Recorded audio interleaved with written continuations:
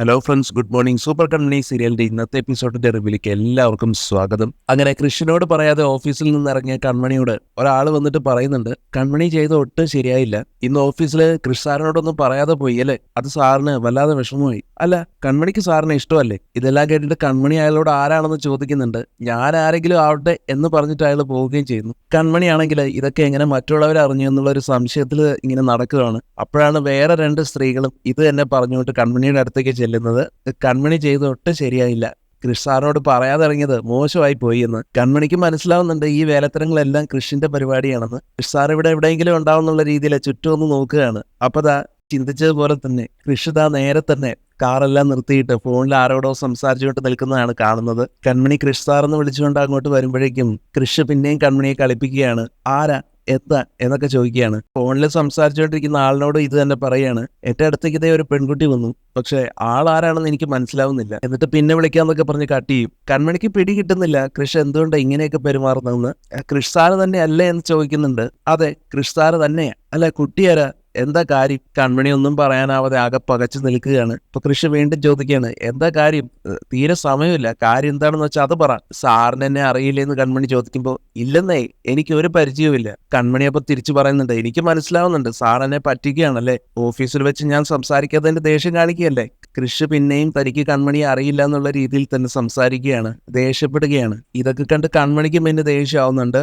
കൃഷ്ണനോട് പിണങ്ങി പോകാനൊക്കെ തുടങ്ങുന്നുണ്ട്. കൃഷ് പോവല്ലേ എന്ന് പറഞ്ഞ് പിന്നാലെ ഓടുന്നുണ്ട്. കൺമണിയെ പിടിച്ചു നിർത്തുന്നുമുണ്ട്. പെട്ടെന്ന് കൺമണി മുഖം പൊത്തിയ ഒരൊറ്റ കരച്ചിലാണ് കൃഷിന്റെ മുമ്പിൽ. കൃഷി അത് കാണുമ്പോൾ ചോദിക്കുന്നുണ്ട്, അയ്യേ, ഇത്രയേ ഉള്ളോ ധൈര്യം? കൺമണി വിഷമിക്കാതെ, ഞാനൊന്ന് പറ്റിച്ചതാ ഒരു തമാശക്ക്. നിനക്ക് ഓഫീസിൽ എന്നോട് സംസാരിക്കുന്നത് എന്തോ അത്യാവശ്യമുള്ളതുകൊണ്ടാണെന്ന് എനിക്കറിയാം. എന്നാ പിന്നെ ഒരു കോമഡി ഒപ്പിക്കാന്ന് വെച്ചിട്ടാ ഒന്ന് രണ്ട് ആൾക്കാരെയൊക്കെ ഏർപ്പാടാക്കി നിന്നോട് എന്നെ കുറിച്ച് ചോദിച്ചത്. കൺമണി പിന്നെയും കരഞ്ഞുകൊണ്ട് നിൽക്കുന്നത് കാണുമ്പോൾ കൃഷി പിന്നെ സോറിയൊക്കെ പറയുന്നുണ്ട്. വിട്ടേക്ക് കൺമണി, നീ ഇങ്ങനെ കരഞ്ഞുകൊണ്ട് നിന്നാലേ ഞാൻ റോഡാണെന്നും നോക്കില്ല. എന്നാൽ കൃഷി കൺമണിയെ കളിപ്പിച്ചതുപോലെ കൺമണിയും തിരിച്ച് കൃഷിനെ ഒന്ന് കളിപ്പിച്ചതാണ്. കൺമണി കരയുകയൊന്നും അല്ലായിരുന്നു. പൊത്തിപ്പിടിച്ചിരിക്കുന്ന കൈകൾ മാറ്റിയിട്ട് കൃഷിനെ നോക്കി കളിയാക്കി ചിരിക്കുകയാണ് കൺമണി. എന്നിട്ട് പറയുന്നുണ്ട്, സാറിന് എന്നെ പറ്റിക്കാമെങ്കിൽ എനിക്ക് സാറിനെയും പറ്റിക്കാമല്ലോ എന്ന്. കൃഷി അത് കേട്ടിട്ട് ചോദിക്കുന്നുണ്ട്, അപ്പൊ നിനക്ക് വിഷമമൊന്നും തോന്നിയില്ല? കൺമണി പറയുന്നുണ്ട്, ഞാൻ എന്നെ അറിയില്ല, ഞാൻ ആരാണെന്നൊക്കെ ചോദിച്ചപ്പോ എനിക്ക് സത്യത്തിൽ വിഷമം വന്നുപോയി.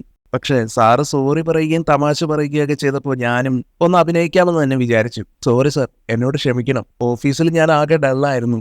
കൃഷി ചോദിക്കുകയാണ്, എന്തിനാണോ ടെൻഷൻ? നാളെ കഴിഞ്ഞാലേ നമ്മളൊന്നാ. ഓഫീസിൽ ഞാൻ നാളത്തെ ടെൻഷനെ കുറിച്ച് ആലോചിച്ച് സന്തോഷിക്കുകയായിരുന്നു. പക്ഷെ നിന്നെ കാണാതായപ്പോ എനിക്കാകെ വട്ടായിപ്പോയി. ആ വാശിക്കാണ് ഞാനിവിടെ ആൾക്കാരെയൊക്കെ സെറ്റ് ചെയ്ത് നിർത്തി കൺമണിയോടായിട്ട് എനിക്ക് നന്നായിട്ട് വിശക്കുന്നുണ്ടെന്നും നമുക്ക് എന്തെങ്കിലും കഴിച്ചാലോ, കൂടെ ഒരു നാരങ്ങാ വെള്ളവും കാച്ചാം. കൺമണിക്ക് ആദ്യം അതിനോട് അത്ര താല്പര്യമില്ല, വേണ്ടെന്നൊക്കെ പറയുന്നുണ്ട്. അതേസമയം കൃഷി ചോദിക്കുന്നുണ്ട്, എന്തുകൊണ്ടാ?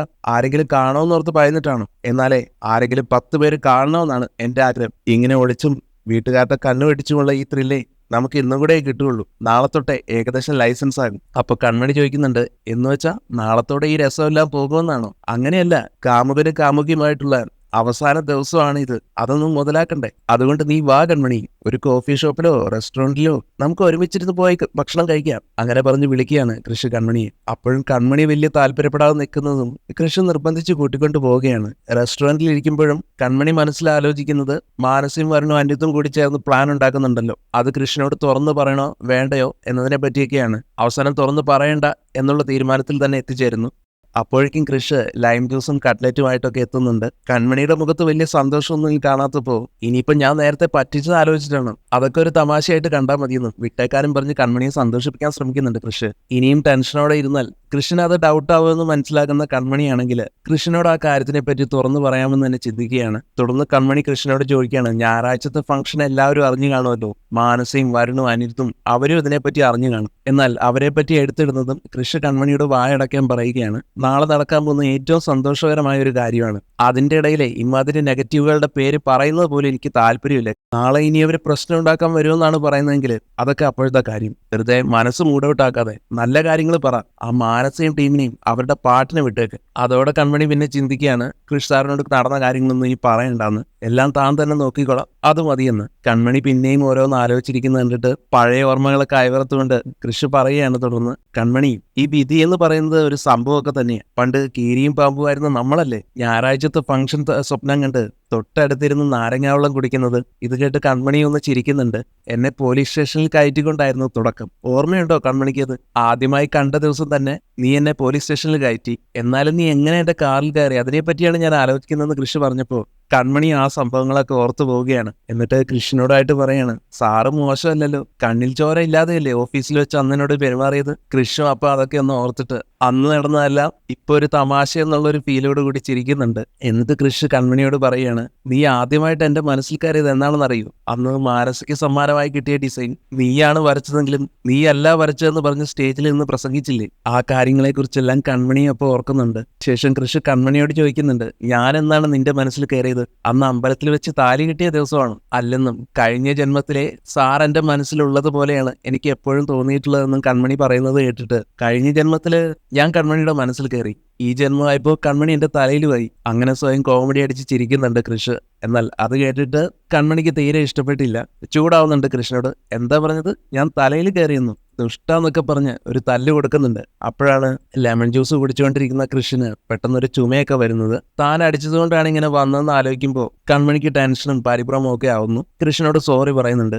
എന്നാൽ കൃഷി അതൊന്നും കാര്യമാക്കിയിട്ടില്ല. കൺമണിയെ ചേർത്ത് പിടിച്ച് ഉമ്മ വയ്ക്കാനൊക്കെ തുടങ്ങുകയാണ്. കൺമണി എപ്പോഴേക്കും കൃഷിയെ തള്ളി മാറ്റുന്നുണ്ട്. സാർ എന്താ ഇത് പൊതുസ്ഥലമാണ്, ഇത്രയ്ക്ക് ഓവർ ആവരുത് കേട്ടോ എന്നൊക്കെ പറയുന്നതും, ഓ പിന്നെ ഇതാണ് ഓവർ, അങ്ങനെയാണെങ്കിൽ പിന്നെ ഫംഗ്ഷൻ കഴിഞ്ഞ് നേരെ പൊന്നുമേട്ടിലേക്ക് ചെന്നിട്ട് നടക്കാൻ പോകുന്ന കാര്യങ്ങളെ നീ എങ്ങനെയായിരിക്കും വിലയിരുത്താൻ പോകുന്നത്? അതിന് കൺമണി കൊടുക്കുന്ന മറുപടി തോന്നിയാസം എന്ന് പറയും. ഇതിനുള്ള മരുന്ന് അപ്പൊ കിട്ടുകയും ചെയ്യും. നീ ഇനി എനിക്ക് അവകാശപ്പെട്ടതാണെന്ന് കൃഷി കൺമണിയോട് പറഞ്ഞുകൊണ്ടിരിക്കുമ്പോഴാണ് കൃഷിന്റെ ഫോണിലേക്ക് ഒരു കോള് വരുന്നത്. ബലരാമൻ വിളിച്ചിട്ട് കൃഷിനോട് തനിക്ക് അത്യാവശ്യമായിട്ടൊന്ന് കാണണമെന്ന് പറഞ്ഞപ്പോൾ ബലരാമൻ ഇപ്പൊ എവിടെയാണെന്ന് ചോദിക്കുന്നുണ്ട് കൃഷി.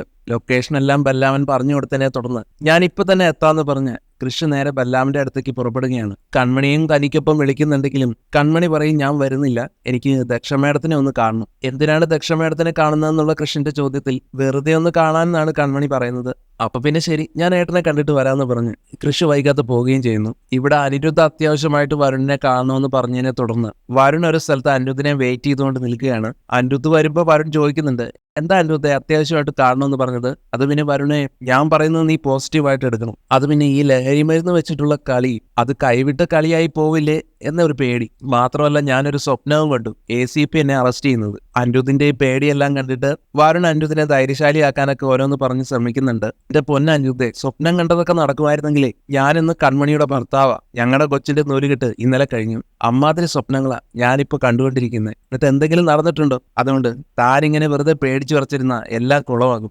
എന്നെ ഇപ്പൊ നോക്കിയേ, ഈ ദേഹത്ത് ഇനി ഇടികൊള്ളാൻ ഒരു സ്ഥലവും ബാക്കിയില്ല, ഓടിയാൻ എല്ലും ബാക്കിയില്ല. നടക്കുമ്പോതാ നട്ടലിന്റെ അടുത്ത് ഒരു കോച്ചിപ്പിടുത്തമുണ്ട്. നക്ഷത്രം കണ്ടുപോകും. കിടക്കുമ്പോഴും എനിക്ക് ഈ വശം ചെരിഞ്ഞേ കിടക്കാൻ പറ്റൂ. പല്ലുകളാണെങ്കിലോ ഏത് സമയത്തും താഴെ വീണു പോകും എന്നുള്ള ഒരു അവസ്ഥയിലാണ്. നന്നായിട്ട് ആഹാരം ഒന്ന് ചവയ്ക്കാൻ പോലും പറ്റുന്നില്ല. ഇങ്ങനെയാണെങ്കിൽ താമസിയാതെ ചോറ് മിക്സിയിലടിച്ച് ജ്യൂസ് പോലെ ആക്കി കുടിക്കേണ്ടി വരും. ഇങ്ങനെയൊക്കെ ആയിട്ട് പോലും ഞാൻ തളർന്നോടോ? എന്റെ വാശിക്ക് എന്തെങ്കിലും മങ്ങല് വന്നിട്ടുണ്ടോ? ഒരു ചാക്കിടി ഇനിയും നിന്ന് കൊള്ളും, ഒരു മടിയും കൂടാതെ. അതാണ് ഉൾബലം. ഉൾബലമുള്ളവനെ ലോകത്തൊന്നിനെയും പേടിക്കണ്ട. അതാണ് ഇരട്ടച്ചങ്കെന്ന് പറയുന്നത്.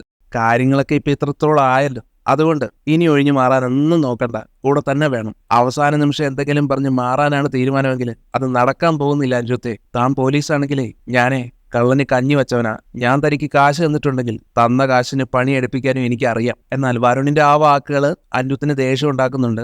നീ എന്താടാ എന്നെ വിരട്ടുവാണോ? ഒരടുപ്പം വെച്ചിട്ടാ കുറച്ചൊന്നും മയത്തിൽ ഞാൻ ഇടപെടുന്നത്. അപ്പൊ നീ എന്റെ മണ്ടയിൽ കയറാൻ നോക്കുന്നു? ചവിട്ടിക്കൂട്ടി ഭിത്തിയിൽ ഒട്ടിക്കും ഞാൻ. അനിരുദ്ധിന്റെ ഈ ദേഷ്യത്തോടെയുള്ള പ്രതികരണം കേട്ടിട്ടും വരുൺ ചിരിച്ചുകൊണ്ട് പറയാണ്, ആ ഇതാണ് ധൈര്യം, ഇതാണ് ചങ്കൂറ്റം. ഇങ്ങനെ ഡയലോഗ് അടിക്കാൻ അറിയാവുന്ന ആളാണോ നേരത്തെ അയ്യോ പൊത്തോ എന്നൊക്കെ പറഞ്ഞ് സങ്കടപ്പെട്ട് നിന്നത്? എന്നോടിപ്പോ ചൂടാവലില്ലേ? അതിന്റെ ഒരു തെളിപ്പ് ഉള്ളിൽ ഇട്ടാൽ മതിയെന്നേ, നമ്മൾ ജയിക്കും. ഇന്നൊരു കാര്യം, എന്നെ പേടിപ്പിച്ച് രക്ഷപ്പെടാൻ നോക്കണ്ട കേട്ടോ. നനഞ്ഞിറങ്ങിയവനാണ് ഞാൻ, കുടിച്ചേ കയറും. എന്റെ കയ്യിൽ നിന്ന് കാശെണ്ണി വാങ്ങുമ്പോഴേ തനിക്ക് ആ ACP KCP ഒന്നും പേടിയുണ്ടായിരുന്നില്ലല്ലോ. അപ്പൊ താൻ ചാകാനും റെഡിയായിരുന്നു. അതുകൊണ്ട് മര്യാദയ്ക്ക് വാങ്ങിച്ച പൈസക്ക് പണിയെടുക്കും. അനിരുദ്ധ് പിന്നെയും ദേഷ്യപ്പെട്ട് വരുണിന് ഷർട്ടിനെ കുത്തിപ്പിടിക്കുന്നൊക്കെ ഉണ്ട്. അപ്പൊ വരുൺ അടുത്ത തന്ത്രം പ്രയോഗിക്കുകയാണ്. കുറെ കൂടെ ക്യാഷ് എടുത്ത് കാണിച്ച് അനിരുദ്ധിനെ പ്രലോഭിപ്പിക്കാൻ നോക്കുകയാണ് തന്റെ കൂടെ നിർത്താനായിട്ട്. എന്നാൽ അനിരുദ്ധ് പറയുന്നത് എനിക്കിനി കൈക്കൂലിയൊന്നും വേണ്ടെന്നാണ്. അപ്പോൾ വരുൺ പറയും, മുമ്പ് ഞാൻ കൈക്കൂലിയായിട്ടല്ലല്ലോ സാറിന് തന്നിട്ടുള്ളത്, ഒരു സന്തോഷമായിട്ടല്ലേ, ഇതും ഒരു സന്തോഷത്തിന് തരുന്നതാണെന്ന് മാത്രം കരുതിയാൽ മതിയെന്ന് പറഞ്ഞ് ക്യാഷ് എടുത്ത് അനിരുദ്ധിന്റെ പോക്കറ്റിൽ തിരികുന്നുണ്ട്. അനിരുദ്ധിന്റെ ദേഷ്യവും അലിഞ്ഞില്ലാതാകുന്നു. തുടർന്ന് അനിരുദ്ധിനോടായിട്ട്, എടോ അനിരുദ്ധേ, ഇനി ആരൊക്കെ എന്തൊക്കെ വന്ന് പറഞ്ഞാലും പറഞ്ഞുറപ്പിച്ച പ്രോഗ്രാമിന് മാറ്റമൊന്നുമില്ല, താൻ കൂടെ നിന്ന് എല്ലാം മംഗളമായിട്ട് നടത്തി തരണം. ഇത് അവസാനത്തെ ഇറക്കുക.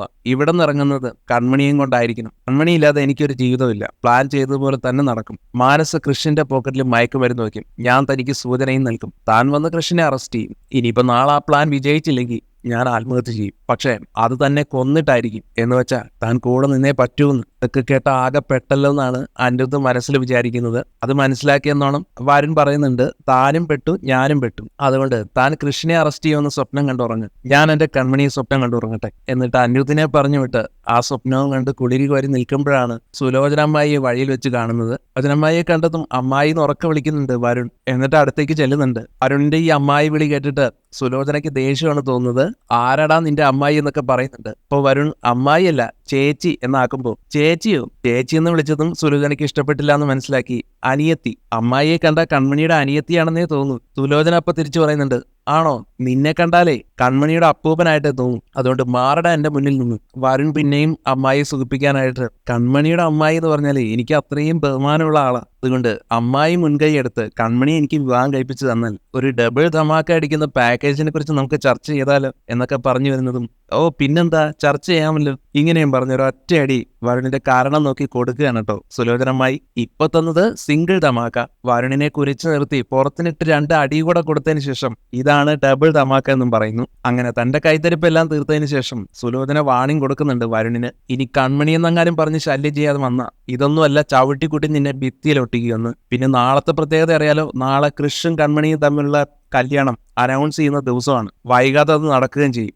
അടങ്ങി ഒതുങ്ങി നിന്ന കല്യാണ സദ്യ ഉണ്ണാനുള്ള സെറ്റപ്പ് ഞാൻ ഉണ്ടാക്കാം. ഇതും പറഞ്ഞ് വരുണിനെ ഒരു ഒറ്റ തള്ളു തള്ളി സുലോചന പോകുന്നുണ്ട്. താഴെ റോഡിൽ വീണ് കിടക്കുന്ന വരുണാണെങ്കിൽ അയ്യോ എന്ന് പറഞ്ഞ് വലിയ വായിൽ നിലവിളിക്കുന്നുണ്ട്. സുലോചന പോയിട്ടില്ലായിരുന്നു. വീണ്ടും വരുണ് നേരെ വന്നിട്ട് പറയാണ്, എടാ കൺമണി കൃഷാറിനുള്ളതാടാ, അവരുടെ കല്യാണം സ്വർഗത്തിലേ വെച്ച് തീരുമാനിച്ചതാ, മനസ്സിലായോടാന്ന് ചോദിച്ചാൽ വരുണിന്റെ ചെകിട് നോക്കി ഒരടി കൂടെ അടിച്ചിട്ടാണ് സുലോചന സ്ഥലം വിടുന്നത്. എന്നാൽ അത് കേട്ടിട്ട് വരുണ് ദേഷ്യം വരുന്നുണ്ട്. പ്രതികാരത്തോടെ സ്വയം പറയുകയാണ്, അവരുടെ കല്യാണം സ്വർഗത്തിലേ വെച്ച് തീരുമാനിച്ചതാണെങ്കിൽ നാളെ മുതൽ അവളുടെ നരക ജീവിതം തുടങ്ങുകയാണ്, അത് കാണാൻ കണ്ണും തുറന്നങ്ങി ഇരുന്നു എന്ന്. അങ്ങനെ കൃഷ് ബല്ലാമിന്റെ അടുത്ത് എത്തുന്നതും ബല്ലാം പറയുന്നുണ്ട്, ഒരു സന്തോഷ വാർത്ത എനിക്ക് നിന്നോട് പറയാനുണ്ട്. ഞാൻ ഇവിടെ നിന്ന് പോവുകയാണ്, ഞാൻ തിരിച്ച് ദുബായിലേക്ക് പോവുകയാണ്. അത് കേൾക്കുന്ന കൃഷി ചോദിക്കുന്നുണ്ട്, ഇതാണോ സന്തോഷ വാർത്ത? ഏട്ടൻ ദുബായിലേക്ക് പോവുകയാണെന്ന് കേൾക്കുമ്പോൾ ആർക്കാ സന്തോഷം ഉണ്ടാവുന്നു, ഏട്ടനോ അതോ ഞങ്ങൾക്കോ? എന്നാൽ ബല്ലാമൻ പറയും, ഞാൻ പോകുന്നത് നിങ്ങൾക്ക് സന്തോഷമാണെന്നല്ല ഞാൻ പറഞ്ഞത്, ഞാൻ പോയാലേ നിങ്ങൾക്ക് സമാധാനവും സന്തോഷവും ഉണ്ടാകും. ഇത് കേട്ടിട്ട് കൃഷിന് കാര്യം മനസ്സിലാവുന്നില്ല. എന്തൊക്കെയാണ് ഈ പറയുന്നതെന്നൊക്കെ ചോദിക്കുകയാണ്. ഇനി എന്തെങ്കിലും കുഴപ്പമുണ്ടാകുമെന്ന് ഓർത്തിട്ടാണോ? എന്ത് കുഴപ്പമുണ്ടാകുന്നെങ്കിലും ഞാനില്ലേ ഏട്ടാ കൂടെ എന്നൊക്കെ കൃഷി പറയുന്നതും കൃഷിന്റെ വാക്കുകൾ കേട്ട് ബല്ലാമന് ഒത്തിരി സന്തോഷമാവുകയാണ്. മതി, എനിക്കിത് മതി. എന്തിനും കൂടെപ്പിറപ്പ് കൂടെ ഉണ്ടെന്ന് അറിയുന്നതിനേക്കാൾ വലിയ സന്തോഷം വേറെ എന്താ ഉള്ളത്? എന്റെ മനസ്സൊന്ന് തണുത്തു. എന്നാലും എന്തുകൊണ്ടാണ് ദുബായിലേക്ക് പോകാൻ തീരുമാനിച്ചെന്നുള്ള കൃഷിന്റെ ചോദ്യത്തിൽ അത് എന്തുകൊണ്ടാണെന്ന് പറയാൻ തുടങ്ങുകയാണ് ബലരാമൻ.